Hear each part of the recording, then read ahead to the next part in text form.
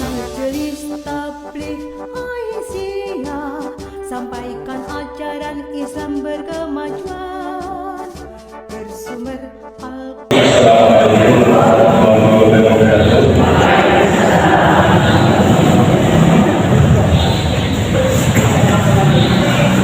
Alhamdulillahilladzi arsala rasulahu bil huda wa dinil haqq liyudhhirahu 'ala dini kullihi wa kafa billahi shahidan. Asyhadu an la ilaha illallah wahdahu la syarika lahu wa asyhadu anna Muhammadan abduhu wa rasuluh. Allahumma shalli wa sallim wa barik alaihi wa ala nabiyyina Muhammad wa ala alihi wa ashabihi ajma'in. La hawla wa la quwwata illa billah. Rabbi ishrah li sadri wa yassir li amri wa hlul 'uqdatam min lisani yafqahu qawli. Amma ba'd. Ibu-ibu jemaah rahmatullah,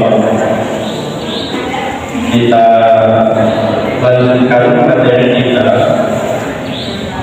Kalau kemarin sudah tentang hadis, maka pagi hari ini adalah tentang nifas. Ini sambil menunggu proyeknya digunakan mudah-mudahan besar.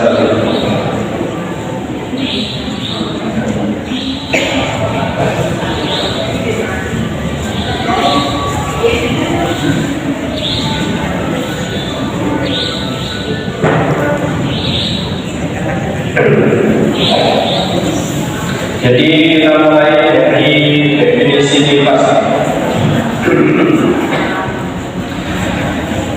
Nifas itu adalah darah yang keluar saat persalinan.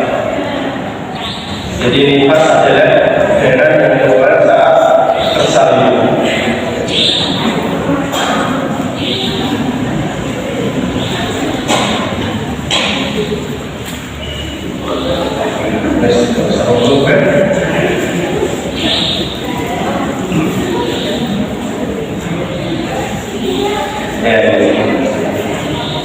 Nifas adalah darah yang keluar saat persalinan. Cuma para ulama beda dalam mendefinisikan. Berkisar pada sebelum atau bersamaan atau sesudah melahirkan. Karena ada perempuan yang sudah keluar nifas padahal belum melahirkan. Ada ibu? Atau tidak ada? Ada. Ada ya? Menurut mazhab Hambali, mazhabnya Imam Ahmad bin Hanbal, nifas adalah darah yang keluar dikarenakan proses persalinan, termasuk juga darah yang keluar 2 atau 3 hari sebelum persalinan. Jadi mazhab Hambali, darah yang keluar 2 atau 3 hari sebelum persalinan itu sudah disebut darah nifas. Kemudian bagaimana menurut mazhab Maliki? Di mazhab Maliki itu yang disebut darah nifas adalah keluarnya darah dari mani wanita bersamaan dengan proses persalinan. Sedangkan mazhab Hanafi dan mazhab Syafi'i, nifas adalah yang keluar sesudah proses persalinan. Jadi bedanya itu ada pada waktunya. Kalau Hambali itu sebelum persalinan, kalau Maliki saat persalinan, kalau Hanafi dan Syafi'i itu sesudah persalinan. Nah, kalau ada 3 pendapat seperti ini, jenengan menyikapinya seperti apa? Kira-kira jenengan bisa memilih mana pendapat yang paling kuat? Pilih sendiri kira-kira bisa apa enggak?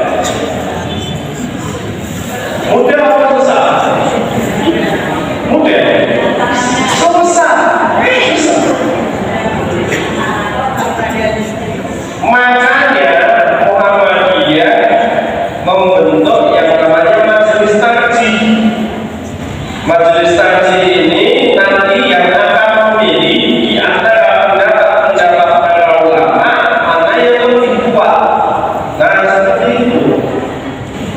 Jadi menurut majelis tarjih yang paling kuat adalah pendapatnya Imam Hambali, Madhab Hambali, menurut Muhammadiyah. Dan ini setelah dilakukan penelitian secara medis. Nifas diartikan sebagai darah yang keluar dari alat vital wanita disebabkan karena persalinan baik sebelum, ketika, atau sesudah berlangsungnya persalinan. Ini kan madhab Hambali. Dalam ilmu kedokteran masa nifas atau yang disebut puerperium itu dihitung sejak 1 jam setelah lahirnya plasenta atau tali pusar sampai 6 minggu 42 hari. 42 hari. Dan wanita yang melahirkan baik dalam kondisi normal atau karena aborsi keguguran tetap dihukumi sebagai darah nifas. Itu rahimahullah, ada orang keguguran kemudian keluar darah selama beberapa hari, maka itu adalah darah nifas. Meskipun usia janinnya itu baru 8 minggu katakan atau 2 bulan, maka itu adalah darah nifas. Di sini 42 hari.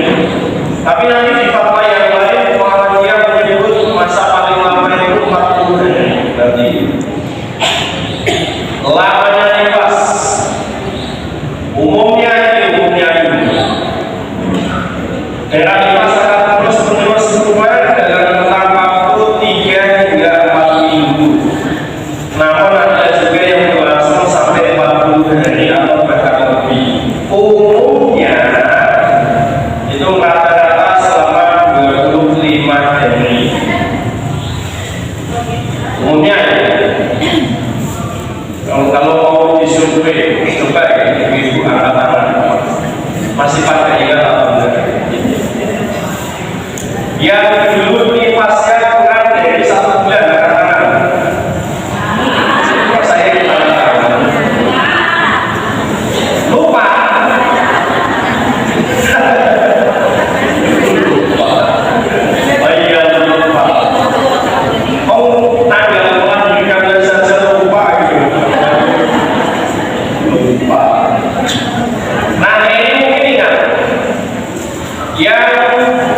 Pernah nifasnya sampai hampir 2 bulan, katakan ini yang ada dapat jawab ya 1, 2.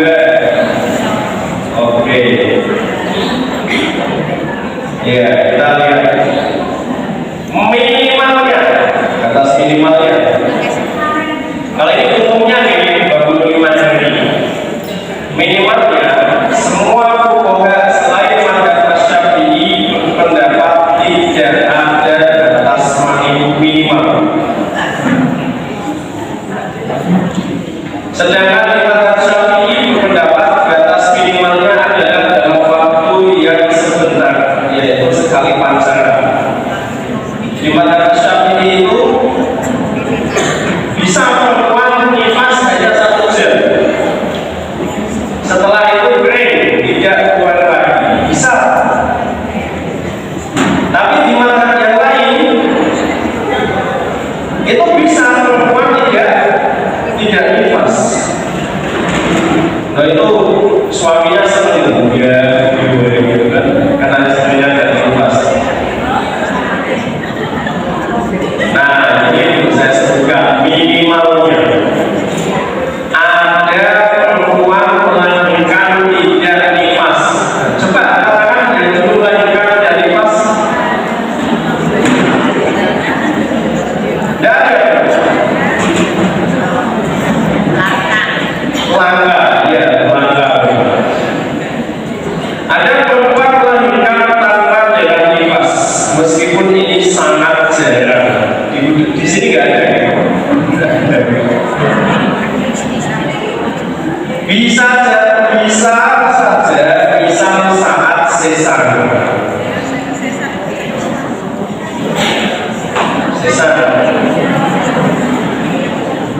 Ini ada disampaikan oleh Ibnu Qudamah. Wa in waladat walam tarodaman fahiyat qawjul la nifasalah li'anna nifasa badan walam yujad. Kalau seorang perempuan melahirkan dan dia tidak melihat darah sama sekali, maka perempuan itu suci, tidak ada nifas. Karena nifas itu adalah darah, sedangkan kondisinya dia tidak ada darahnya. Jadi kalau ada perempuan melahirkan entah normal atau sesar kok tidak melihat darah, maka tidak ada nifas. Maksimal ini jemaah maksimal. Batas maksimal menurut mazhab Maliki itu 60 hari. Syafi'i juga 60 hari. Mazhab Hanafi itu maksimal bayangkan adalah 40 hari. Bagaimana menurut Muhammadiyah? Masa paling lama aqwalul muddah dari waktu nifas yaitu 40 hari. Ini menurut Muhammadiyah masa paling lama adalah 40 hari. Kalau kita melihat fatwa yang di atas tadi, maka yang paling lama adalah 42. Sehingga jika lewat dari 40 hari, darah yang keluar dari ibu dihitung darah istihadah.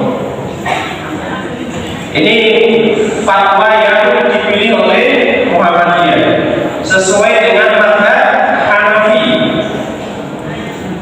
Mazhab Hanafi tadi 40, Muhammadiyah memilih. Dan ketika Muhammadiyah memilih ini itu berdasarkan penelitian kedokteran. Dan ada juga hadis dari Ummu Salamah. Ini salah seorang istri Nabi Sallallahu Alaihi Wasallam. Qalat yang berkata, kana nufasa dulu perempuan-perempuan yang nifas ala ahli Rasulullah Sallallahu Alaihi Wasallam, di zaman Rasul Sallallahu Alaihi Wasallam itu takmutu ba'da nifasiha arba'ina yawman, tidak melakukan ibadah takmutu saat nifasnya itu selama 40 hari al-arba'ina laylan atau 40 malam. Jadi ini batasannya 40. Kalau di atas disebutkan 42, saya lihat berarti 42. Nah, kalau di sini disebutkan 42, maka bisa jadi itu 2 hari sebelum melahirkan, kemudian ditambah 40 hari setelah melahirkan. Setelah itu apa hukumnya? Hukumnya disebut istihadah. Ini jadi saya ulangi lagi. Lewat dari 40 hari, darah yang keluar adalah darah istihadah.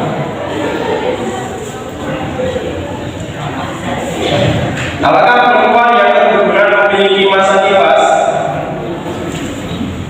Ini sudah dilimpahkan oleh Muhammadiyah tahun 2010 dan sudah dimuat oleh majalah Sekolah Muhammadiyah. Ada pertanyaan, seorang ibu mengalami aborsi pada usia kehamilan 8 minggu. 8 minggu itu berarti 2 bulan. Oleh dokter lalu dikirim supaya bersih. Apakah setelah dikirim itu kena hukum nifas? Jawabannya panjang, saya simpulkan biar mempercepat. Dengan demikian, wanita yang mengalami abortus dalam usia kehamilan 8 minggu seperti yang saya tanyakan tetap dihukumi nifas dengan jangka waktu sampai darah tersebut berhenti keluar. Karena si ibu mengalami hukum nifas, maka berlaku pula bagi hukum yang berkaitan dengan nifas. Tidak boleh berhubungan suami istri, tidak boleh berpuasa, sholat, dan doa. Ini jamaah rahimahullah. Nah, tapi ada hal yang cukup menarik disebutkan oleh para ulama bahwa lamanya masa nifas itu akan semakin bertambah jika ibu tidak menyusui. Nah ini betul apa enggak? Apa enggak tahu? Lamanya masa nifas itu akan semakin lama jika ibu tidak menyusui. Nah, atau semakin singkat jika bayi yang lahir kurang dari 9 bulan, itu nifasnya semakin singkat. Maka nanti yang mengadopsi di usia janin baru 2 bulan itu pasti nifasnya lebih sedikit. Ya, sampai nifas dulu ada yang mau ditanyakan? Oh iya, ada satu. Enggak apa-apa.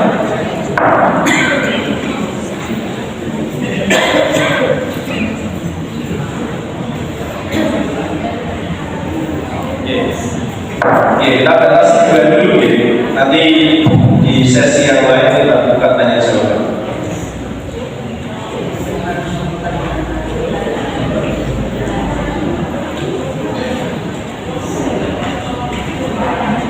Tadi kan Bapak bilang untuk madzhab Syafi'i kan sampai 60 hari Pak. Sementara yang lainnya 40 sampai 42 hari. Dan saya tanyakan, apakah berarti madzhab Syafi'i ini istilahnya kita tidak bisa padu pada madzhab Syafi'i. Soalnya maaf, jujur saya sendiri itu waktu nifas lama banget. Saya ingat saya sudah 60 hari, jadi saya masuknya habis nifas sebelumnya masih hujannya bisa nifas langsung care. Saya ingat 10 hari saya masuk itu. Masya Allah. Jadi ya itu saya perasaan nifas saya dari situ ya saya kayak Bisa. Sekalian.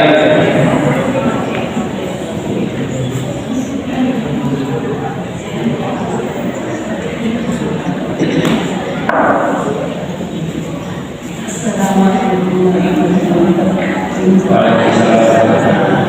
Ustaz, apabila ada wanita yang sedang berada di fase sesar, tidak bisa kan dalam sholat itu sholatnya bagaimana Ustaz? Qadha atau bagaimana? Jadi pertanyaan yang pertama tentang beliau ini nifas sampai 60 hari lebih gitu kan, dan berprasangka setelah nifas itu adalah haid, sehingga beliau nifas sampai 72 hari. Ya, jadi pertanyaan suaminya aman-aman aja gitu.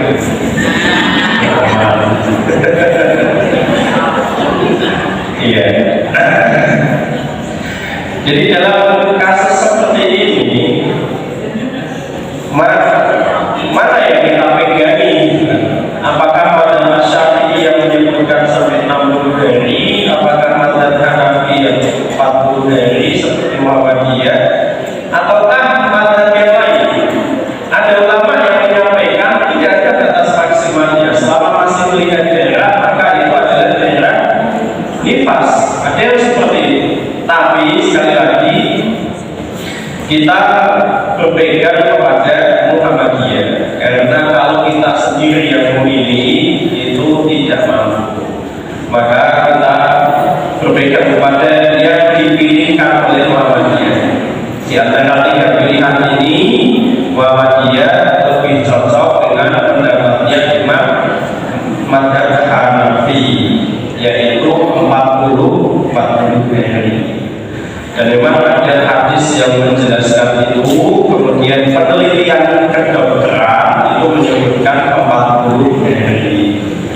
Jadi kalau sudah 40 hari, kalau ditunggu sampai maksimal 42 hari, maka setelah itu dihukumi istihadah. Kalau dihukumi istihadah, maka sholat seperti biasa, melakukan aktivitas seperti biasa. Pertanyaan yang kedua, ketika seseorang operasi sesar, selama dia melihat darah, maka itu adalah darah nifas. Ibu-ibu jemaah rahimakumullah, semua ulama sepakat bahwa hukum nifas itu disamakan dengan hukum haid. Hukum nifas disamakan dengan hukum haid. Maka kalau perempuan haid itu tidak puasa, dia wajib nyaur qadha, ya kan? Begitu juga dengan perempuan yang nifas. Dia nifas tapi tidak menyusui, maka dia yang puasanya dengan qadha, bukan dengan fidyah. Karena nifas itu disamakan dengan haid. Bagaimana dengan sholatnya? Hadis dari Aisyah radhiyallahu anha, kunna nu'manu fi qada'is shaumi wala fi qada'is sholati. Kami diperintahkan untuk mengqadha puasa tapi tidak mengqadha sholat. Jadi sholatnya tidak bisa diqadha. Hukum apapun yang berkaitan dengan nifas itu disamakan dengan haid, cuma beda waktunya saja. Kalau nifas lebih lama. Itu dulu ya, kita lanjutkan dulu. Yang selanjutnya adalah istihadah. Nih, ada seorang perempuan itu istihadah sampai 7 tahun. 7 tahun istihadah. Ini jadi pertanyaan, itu orang anemia enggak? Darah kemana sampai 7 juta. Dan karena dia tidak tahu hukum istihadah, maka itu dikirakan selama 7 tahun. Ya Allah, dan sholat dia 7 tahun ini. Karena dia tidak tahu ilmunya. Pas setelah tahu ilmunya nangis-nangis dia. Kenapa nangis-nangis? Berarti saya kurangi badan saya selama 7 tahun. Nah, istihadah adalah darah yang keluar dari fungsi wanita dalam rangka waktu yang lebih lama, yang melebihi kebiasaan haidnya, melebihi kebiasaan nifasnya, yang disebabkan adanya gangguan atau penyakit, serta tidak terdapat ciri-ciri darah atau darah haid atau darah nifas. Nah, ini bedanya, perbandingan antara darah istihadah dan darah haid. Ciri yang paling mencolok itu adalah warnanya. Inna damal haidi aswadu yu'raf. Darah haid itu berwarna kehitam-hitaman sebagaimana yang sudah diketahui, sudah maklum di antara para perempuan. Makna yu'raf adalah anna lahu arfan wa raihatan khassa. Dia memiliki bau dan aroma yang khusus. Ini jenengan yang bisa jawab. Betul apa enggak ini? Enggak. Enggak. Ya, saya harus nonton pada ulamanya. Ya, pasti ada. Atau ma'rufun lil mar'ah juga bisa diartikan sudah diketahui cirinya oleh kalangan perempuan. Ini berwarna kehitam-hitaman. Meskipun kemarin sudah kita bahas ada 5-6 daerah haid, tapi pasti diawali dengan kehitam-hitaman. Daerah ini lagi. Di samping itu, daerah haid tidak akan membeku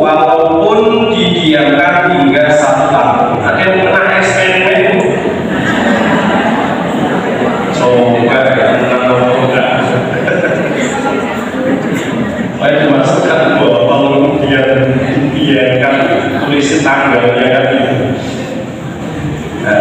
Sedangkan kalau daerah istihadah itu akan membeku setelah keluar gitu. Ini jadi warnanya tidak kehitam-hitaman, kemudian akan membeku setelah keluarnya daerah istihadah. Jadi cirinya itu beda juga ya. Satu itu warna, yang kedua adalah cairnya, bisa beku atau enggak.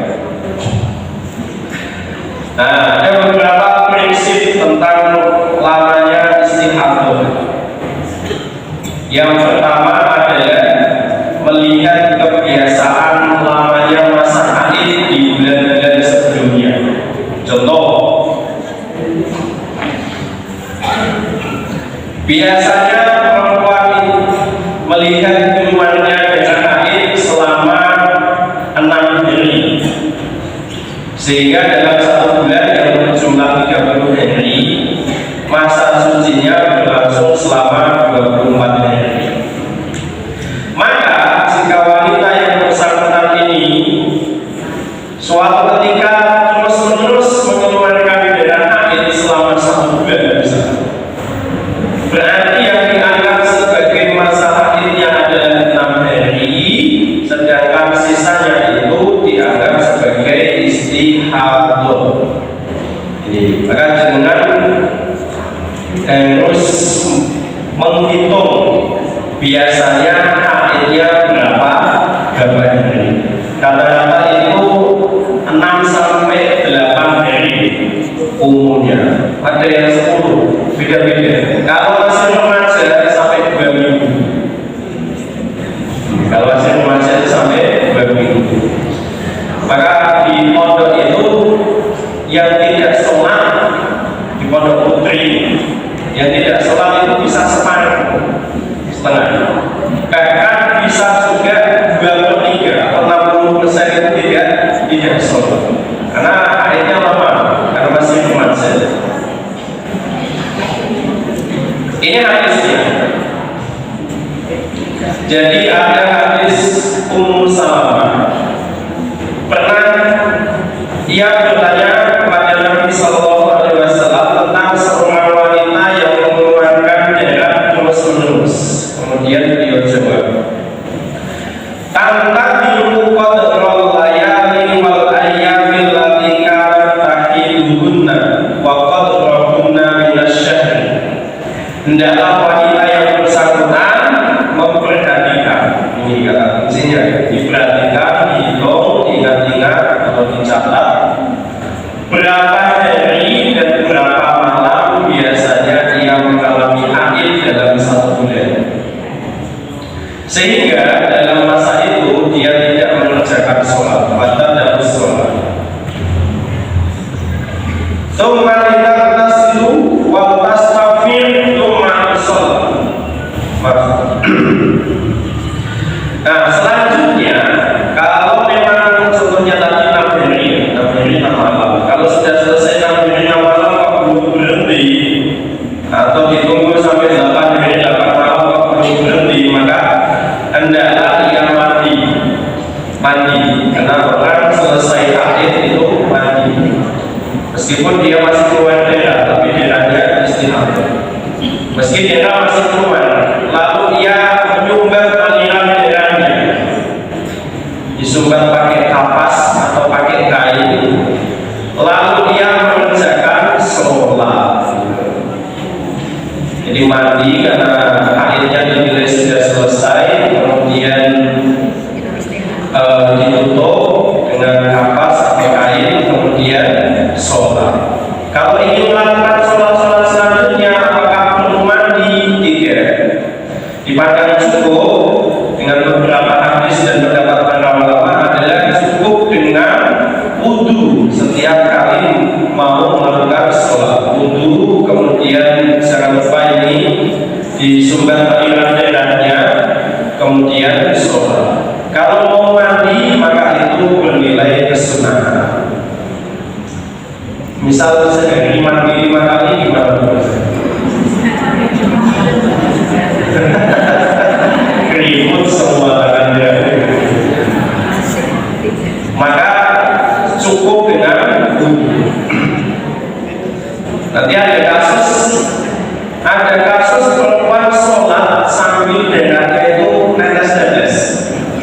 sini apa enggak? Mudah-mudahan ada. Enggak, nanti saya ceritakan. Ini satu hadis yang Salamah, kemudian hadisnya Fatimah binti Abu Uwais, nama paling terkenal dalam bab istihadah. Walakin dari sholata qadral ayyamil lati kunti tahidina fiha tsumma taslim wa sholli. Tapi tinggalkanlah salat selama hari-hari yang biasa kau mengalami haid di dalamnya. Biasanya 6, 8 atau 10 maksimal, biasanya maksimal 10. Kalau ini masih haid, maka itu bukan haid tapi istihadah. Kemudian mandi sebagai wujud bahwa haidnya sudah selesai, kemudian wasoli, kemudian sholat. Ini ciri pertama, prinsip pertama, melihat kebiasaan lamanya haid, dan ini berlaku pada perempuan yang haidnya teratur. Bagaimana kalau haidnya tidak teratur? Maka membedakan ciri daerahnya. Tadi sudah ya. Apa beda daerah istihadah dan daerah haid? Ada dua. Yang pertama warnanya, yang kedua adalah cairnya. Warna dan bau yang pertama, yang kedua adalah cairnya. Nah, ini sudah. Yang ketiga adalah merujuk pada kebiasaan masa haid, dan ini digunakan oleh wanita pemula. Biasanya para ulama itu wanita pemula, laki ajaran pemula untuk haid, pertama kali mengalami haid, maka dia melihat kebiasaan atau melihat wanita-wanita yang ada di lingkungannya. Biasanya haid itu berapa lama. Kalau biasanya haidnya remaja itu lama, sampai 2 minggu. Jadi itu yang merujuk kepada kebiasaan perempuan haid di sekitarnya. Nah, ini Ibu jemaah rahimahullah. Ya, saya sebutkan hadis yang tadi saya janjikan tapi nggak di sini, mungkin ada di bawah. Jadi pernah ada salah seorang istri Nabi Shallallahu Alaihi Wasallam itu istihadah. Kemudian dia sholat. Di tengah-tengah sholat itu daerah istihadahnya ngalir. Kemudian istri yang lain itu menampungnya dengan ember supaya tidak kemana-mana.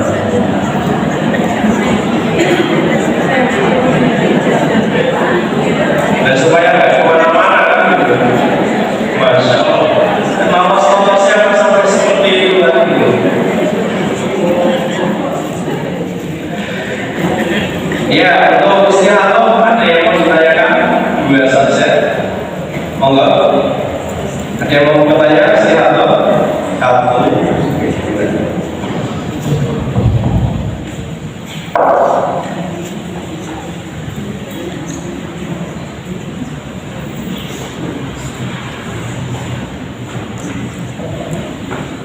Assalamualaikum Ustaz. Ini mau menanyakan, ada salah satu jamaah yang sudah monopos, tetapi suatu saat ada turun lampu panas, itu terjadi flek dan ada pengeluaran dada sampai di ini, yang tidak terlalu terus enggak, tapi ada dada-dada itu. Nah itu kalau sudah masa-masa monopos keluarkan pada masa itu hukumnya istihadah apa haid, dan itu nanti kewajiban sholat dan puasa itu ada hukumnya bagaimana? Sudah menopos tapi keluar daerah. Yang jadi pertanyaan, daerahnya itu kehitam-hitaman atau tidak? Ya ada hitam sedikit, ya ada cerah sedikit, ya ada begitu seperti seperti yang normalnya. Kalau ada hitamnya dulu, kalau ada hitamnya, maka itu adalah daerah haid.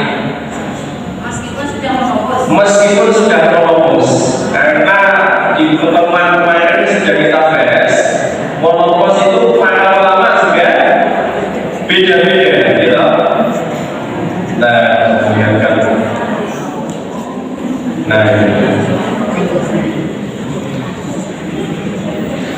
Para ulama terkait menopause beda-beda. Madzhab Hambali 50 tahun, madzhab Hanafi 55, madzhab Syafi'i 62, madzhab Maliki 70 tahun. Masya Allah, 69 tahun masih akhirnya merupakan luar biasa. Jadi berarti sesuai kan bahkan ini yang bisa sebagai patokan. Kemarin saya juga menyebutkan satu desa di daerah Pakistan Utara, namanya Desa Gunjapale. Di Desa Gunjapale itu perempuan 90 tahun masih bisa melahirkan. Iya, kakek-kakek 90 tahun masih kuat naik gunung yang tingginya 4.000 meter lebih. Luar biasa, karena makanannya sehat.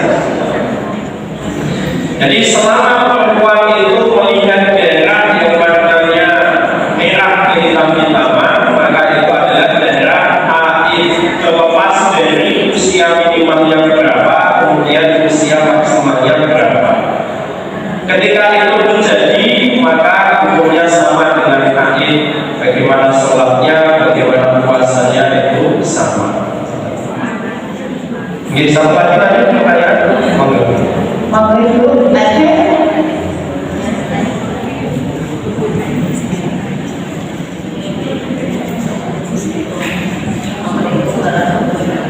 Waalaikumsalam.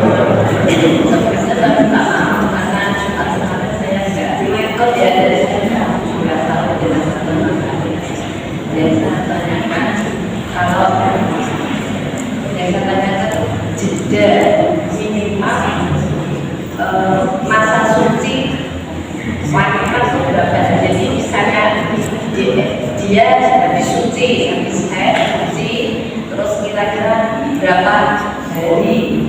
Kalau tadi kan maksimal baik 2 minggu, 14 hari Pak Bupati ya.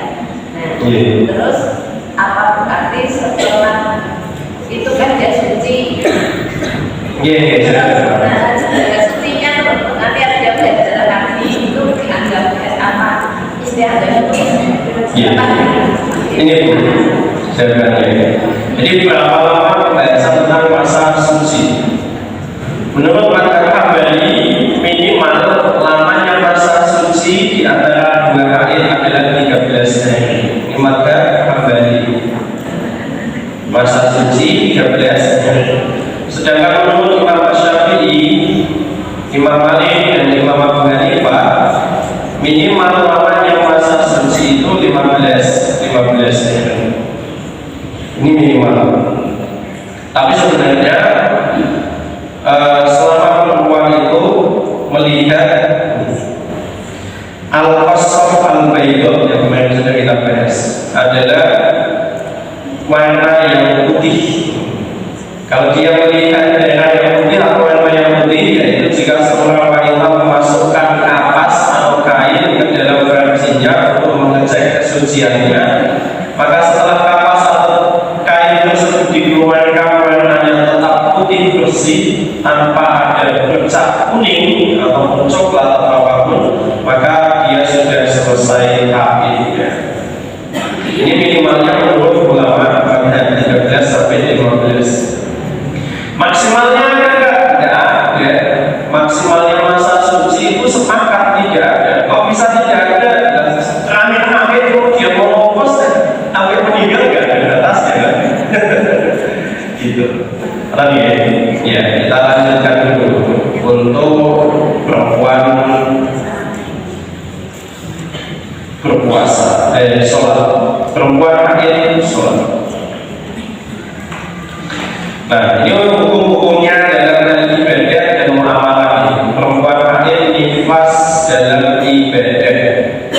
Nanti ada perempuan haid nifas dalam muamalah, kemudian ada perempuan istihadah dalam ibadah dan dalam muamalah.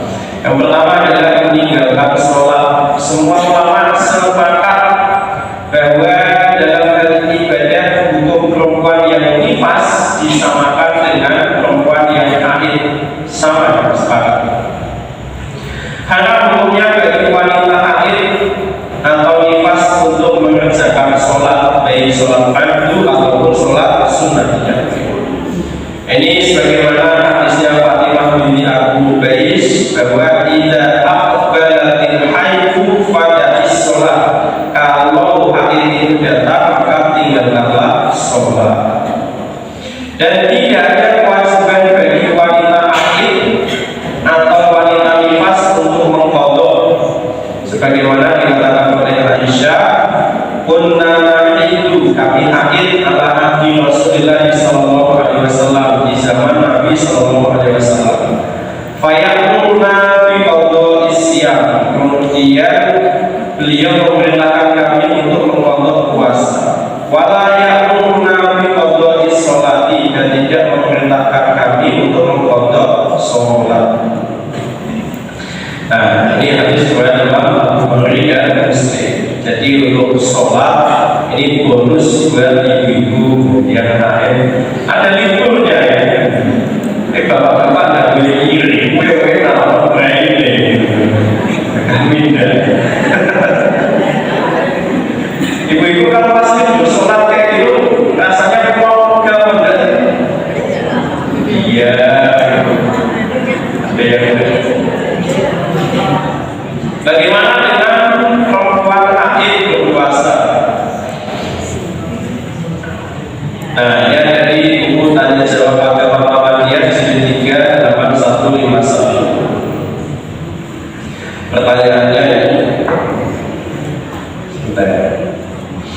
dalam surah Muhammadiyah dan seterusnya, seakan ada perempuan yang selama ini meninggalkan puasa dan menyahur atau mengganti di hari yang lain keliru dan harus bertaubat, hukum taubat dan keampunan Allah belum tertutup.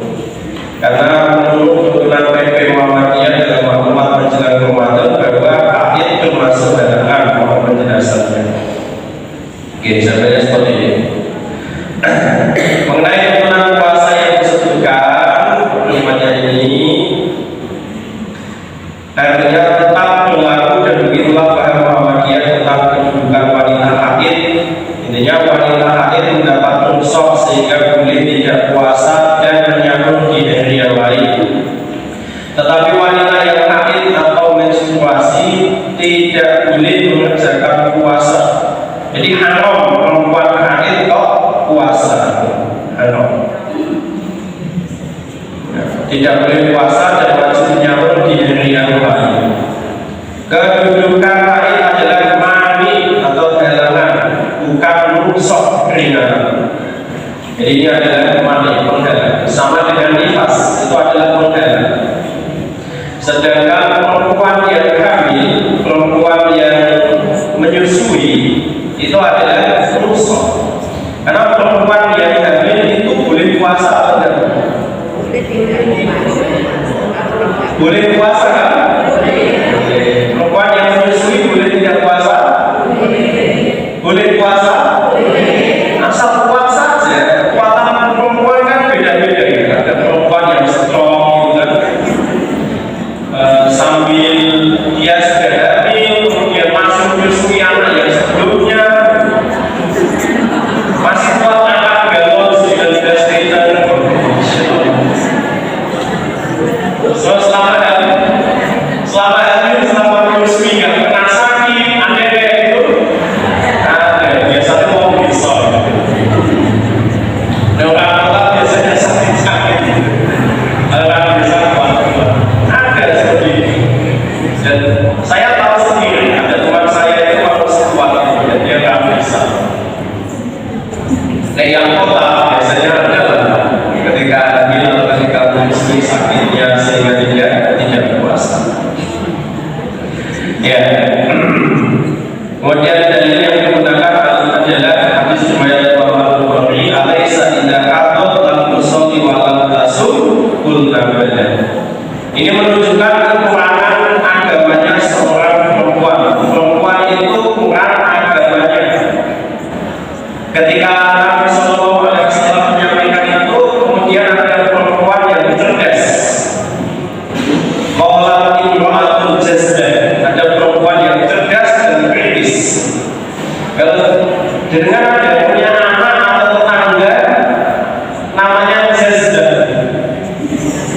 Jazlah, jim, za, lam, amal, jazlah. Jazlah, itu ada di Indonesia. Itu artinya adalah perempuan yang cerdas dan kritis. Gak cuma cerdas, kritis, dia juga berani. Ketika Nabi Sallallahu Alaihi Wasallam menyampaikan itu, perempuan ini kekurangan agamanya, kemudian kekurangan akalnya. Kemudian sahabat yang namanya Jazila itu menyampaikan, saya nggak terima, tolong dijelaskan lagi. Alaysa idza hadat lam tusalli wa lam tasum, bukankah perempuan itu ketika haid dia tidak sholat dan dia tidak puasa. Nah, itu adalah kekurangan agama. Jadi yang menurut jenengan itu tidur itu sebenarnya adalah kekurangan agama. Ya, satu hadis lagi dari sahabat dari Mu'adzah.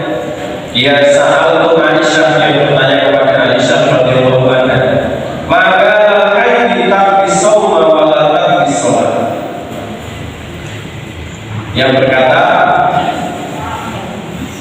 bagaimana perempuan yang hamil disuruh untuk menyambut puasa tapi tidak disuruh untuk menyambut sholat? Jawabnya Aisyah, qalat kana yusibuna dzalika, kami mengalami haid juga, as-shauma, di waktu puasa bersama Rasul sallallahu alaihi wasallam. Fa nu'minu fi qada'i, kemudian kami diperintah untuk puasa, wala nu'minu fi qada'i sholati, tapi kami tidak diperintah untuk mengqada sholat. Ini dasar hadisnya.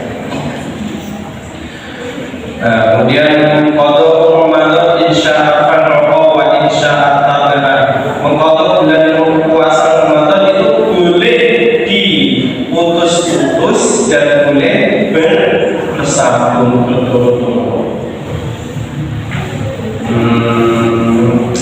Langsung aja ya. Ini ada tabel yang saya buatkan khusus untuk perempuan, tabel kodok dan fidyah. Dan ini sudah ada bayarnya sejak tahun kemarin ini di Lasismu Kudus. Tabel kodok dan fidyah, kategori dan kewajiban. Anak kecil tidak usah kodok, tidak usah fidyah. Orang gila tidak usah kodok, tidak usah fidyah. Tapi ada satu yang tidak saya cantumkan di sini. Orang gila dengan sengaja. Atau pura-pura gila. Pura-pura gila itu maka maksud kodok ya, karena pura-pura. Sakit yang ada harapan sembuh maka dia kodok. Sakit yang tidak ada harapan sembuh maka dia fidyah. Orang yang sangat tua tidak kuat puasa maka dia fidyah. Musafir maka dia qadha. Ibu hamil fidyah. Ibu menyusui fidyah. Perempuan hamil qadha. Perempuan nifas tanpa menyusui maka dia qadha. Bekerja berat, ini cuma ada di Muhammadiyah itu. Bekerja berat itu boleh tidak puasa dan dia bayar fidyah. Misal bekerja berat itu apa? Beli bangunan atau pandai besi atau sopir mobil berat, dan yang berat-berat, beli panggung. Karena dia memang harus kerja terus, tidak bisa libur dalam waktu setahun kerja terus, maka dia boleh tidak puasa tapi membayar fidyah. Di buku yang sedang berikan kalau seseorang melakukan jima atau bersetubuh di siang hari di bulan Ramadan, kamarnya satu memerdekakan budak, dua puasa 2 bulan berturut-turut, yang Yang ketiga, memberi makan 60 orang miskin. Kafarat berdasarkan urutan kemampuan, bukan memilih yang lebih suka. Pilihan adalah gaya demikian, ada 3. Memberikan makanan siap saji, nasi dan lauk pauk. Pehet makan pokok 6 ons. Uang seharga makanan siap saji 15.000. Besaran nilai demikian 1 kali makan senilai 15.000. Disunahkan lebih baik 3 kali makan atau 45.000. Ini itu rahimahullah. Kita lanjutkan ke pertemuan selanjutnya. Yang mau disampaikan, ditanyakan, pasti ada. Tidak ada berarti mau pulang. Kalau pikir itu mereka sampai pertanyaan. Kalau tidak ada pertanyaan itu berarti mau pulang. Oke, paket itu.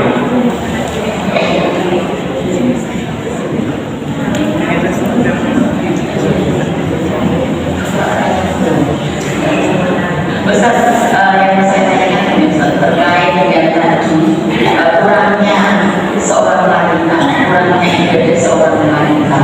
Mohon dijelaskan tentang persaksian dan persidangan antara laki-laki dan perempuan. Itu sambung dengan untuk izin ada nominal 1 kali makan 15.000. Kalau pekerja keras biasanya seperti itu, daerahnya begitu banyak. Kalau sehari kali makan 65.000 itu rasanya Yang pertama adalah untuk persaksian perempuan. Kalau untuk persaksian perempuan itu menunjukkan perempuan itu kekurangan akalnya. Itu di zaman Nabi SAW. Tapi Muhammadiyah untuk saat ini istilahnya berbeda. Perbedaannya begini. Kalau memang di zaman Nabi SAW perempuan itu memang urusannya cuma di rumah. Tapi kalau zaman sekarang perempuan juga banyak yang lebih cerdas daripada laki-laki, apalagi ibu Aisyah dengan semangatnya, dengan kritisnya dan lain sebagainya. Maka Muhammadiyah saat ini sedang menyusun bagaimana supaya perempuan itu persaksiannya disamakan dengan laki-laki. Meskipun di dalam Al-Quran jelas di surah Al-Baqarah ayat 282 tentang persaksian hutang piutang, ketika tidak ada laki-laki maka dibutuhkan perempuan 2 kali lipat. Untuk saksi hutang piutang itu adalah 2 laki-laki. Kalau tidak ada 2 laki-laki berarti farajulun wa imra'atani, 1 laki-laki kemudian 2 perempuan. Kalau memang tidak ada ya 4 perempuan. Itu zaman dulu. Tapi sekarang karena itu dalam hal duniawi, maka Muhammadiyah sedang beristihad bagaimana supaya persaksian perempuan itu sama dengan laki-laki. Meskipun tetap ada bedanya.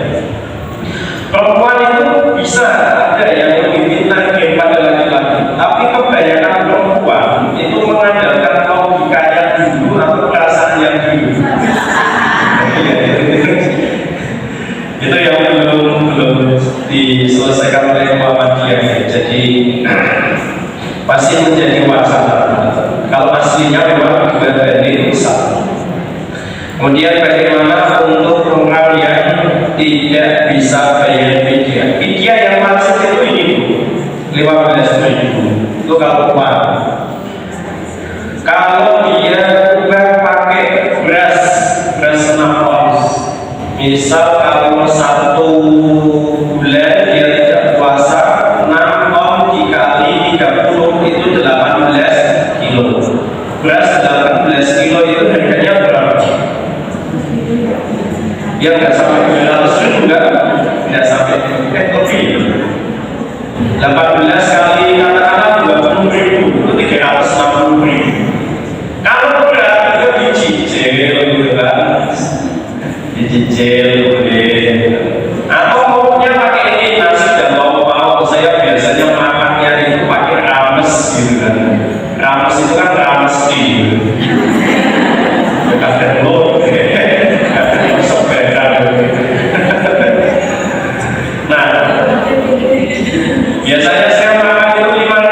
sudah sama lauknya, sudah sama minumnya, ya sudah. Berarti kasih aja makanan 5 sehingga 5.000, sehingga makanan yang biasa dia makan. Ini sebenarnya 15.000 ini patokan pada umumnya. Kalau dia memang sangat kekurangan, maka patokannya adalah biasanya dia makan itu harga berapa. Ya, biasa makan harga 5.000, ya sudah 5.000 dikali 30 hari sama dengan 150.000. Cicil setiap harinya berikan.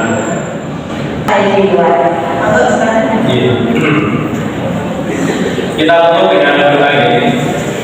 Bismillahirrahmanirrahim. Alhamdulillahirabbil alamin, hamdan syakirin, hamdan na'imin, hamdan yuwafi ni'amahu wa yukafi mazidah. Ya Rabbana lakal hamdu kama yanbaghi li jalali wajhika wa 'azimi sultanik. Allahumma shalli ala Muhammad wa ala alihi wa ashabihi ajma'in. Allahumma ighfir lil muslimin wal muslimat wal mu'minin wal mu'minat al ahya'i minhum wal amwat innaka samii'un qaribun mujibud da'wat wa yaqdil hajat. Allahumma ighfir lana wa lil walidina warhamhum kama rabbawna shighara. Allahumma taqabbal minna innaka antas samii'ul 'aliim wa tub 'alaina innaka antat tawwabur rahim. Rabbana hab lana min azwajina wa dhurriyyatina qurrata a'yun waj'alna lil muttaqina imama. Rabbana atina fid dunya hasanah wa fil akhirati hasanah wa qina adzabannar. Walhamdulillahi rabbil alamin. Demikian yang mau dimakan, mudah-mudahan bermanfaat. Assalamualaikum